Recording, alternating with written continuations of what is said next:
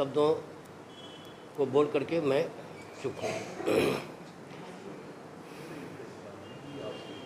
पहली चीज़ तो यह है कि जो विषय आज का आप लोगों ने चुना है बहुत ही गंभीर विषय है, जैसा सभी लोगों ने बताया, बहुत ही गंभीर विषय है।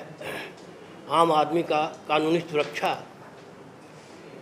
ये इतना गंभीर विषय है कि सभी लोगों को विचार करने की ज़रूरत है। हमारे जो नेशनल लीडर्स थे आज़ादी के बाद, उन्होंने एक इंडियन कॉन्स्टिट्यूशन का निर्माण किया, भारतीय संविधान।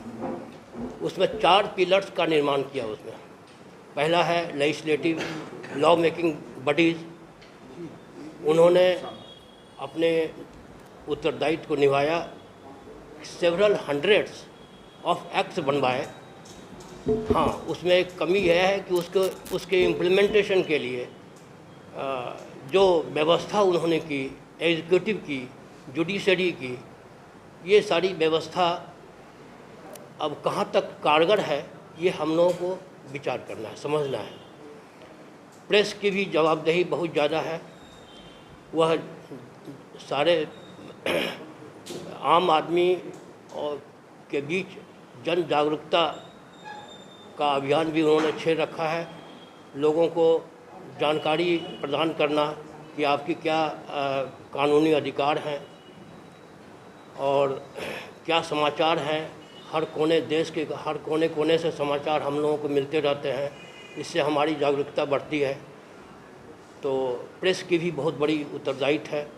जुडिशरी में उन्होंने बहुत ही जितने भी एक्ट्स हैं उनके इम्प्लीमेंटेशन के लिए बहुत ही मेहनत कर रखी है। बहुत ज़्यादा उन्होंने अपना दिमाग भी लगाया, विचार भी किया और बहुत ज़्यादा कष्ट उठाए। उसमें तो हम लोग दिन रात देखते रहते हैं। तो इसमें यह है, एक शिकायत हमारी ज़रूर है कि जो छोटी सी छोटी घटनाएं भी होती है, उसकी अगर कोई एफआईआर होती है या कोई शिकायत दर्ज होती है तो उसके फैसला में बहुत ज़्यादा देरी होती है।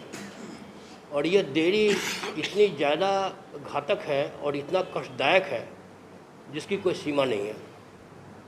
एक छोटा सा एग्जाम्पल मैं बताता हूँ। 2009 की बात है। हमको, मेरी बेटी की शादी लंदन में एक लड़के सॉफ्टवेयर इंजीनियर से हुई थी। वहाँ पर वो लोग तो चले गए, लेकिन मेरी बेटी की तबीयत काफ़ी ख़राब हो गई तो हमने पासपोर्ट के लिए अप्लाई किया था। 2009 की बात है। और उन्होंने मेरे पासपोर्ट देने में 2.5 साल की देरी कर दी और कंज्यूमर कोर्ट में जब हमने केस किया तब जाकर के हमको पासपोर्ट मिल पाया। और उसमें 50,000 का जुर्माना हो गया रीजनल पासपोर्ट अफसर के खिलाफ, कंज्यूमर कोर्ट ने किया। अभी तक उसका फैसला नहीं हो पाया क्योंकि उसमें उन्होंने अपील कर दी थी और ये प्रोसेस चल रहा है अभी। तो 2009 में जो घटना घटी उसका अभी 2020 तक पता नहीं, अभी हो सकता है 5 साल और चले। प्रोसेस लंबी प्रोसेस है। अभी हाल में मेरे मकान में एक महिला किराएदार के रूप में आई थी।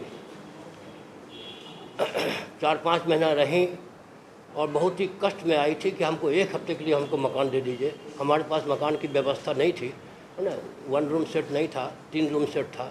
तो 3 रूम सेट में उनको हमने दे दिया। और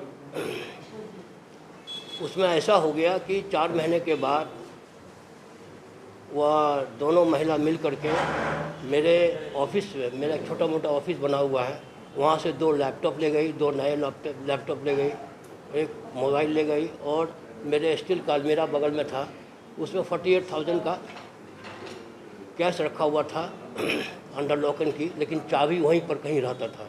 उस चाबी की जानकारी उन दोनों महिलाओं को किसी तरह से लग गई और वह तीनों सामान लेकर के चले गए।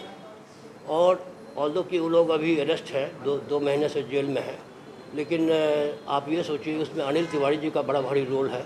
उन्होंने भी पेपर में कई 30-35 पेपर में छपवाए। लेकिन ये केस अब कितना दिन चलेगा इसकी कोई अंदाज़ नहीं है कि माने ये प्रोसेस जो है शॉर्ट होना चाहिए। फास्ट ट्रैक कोर्ट हर जगह, हर मुद्दे पर फास्ट ट्रैक कोर्ट होना चाहिए। ये सारी उसके इम्प्लीमेंटेशन में जो आम आदमी की कानूनी सुरक्षा है, बहुत ही बढ़िया सिस्टम बना हुआ है।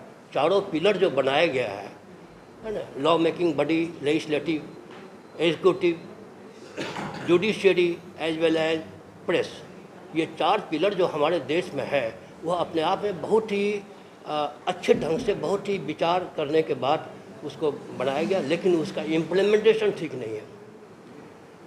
उसी में भ्रष्टाचार पनप रही है। एग्जीक्यूटिव में भी हमको बोलना नहीं चाहिए, हमारे जो वकील हैं, हम खुद भी वकील हैं, लेकिन वकालत में भी भ्रष्टाचार है। इतना ज़्यादा पैसा खर्चा होता है। हमारा जो है बहुत ही छोटे छोटे मुद्दे में बहुत ज़्यादा पैसे खर्च हो गए।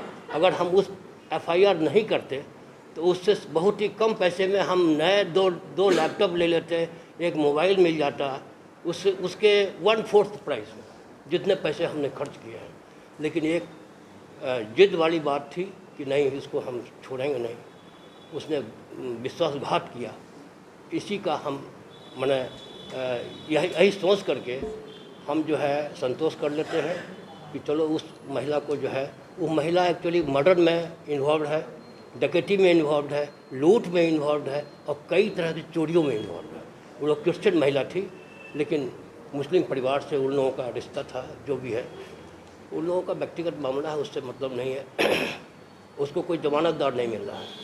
तो ये कानूनी सुरक्षा जो है लोगों को मिलना चाहिए, और ये सिस्टम जो बना हुआ है उस सिस्टम पर निष्पक्ष रूप से और बहुत ही ईमानदारी के साथ और मेहनत के साथ काम करने की ज़रूरत है। 90% काम हुआ है, लेकिन 10% अभी भी दिक्कत, अभी भी कमी है उसमें। उस कमी को हम लोगों को पूरा करना चाहिए। जय हिंद।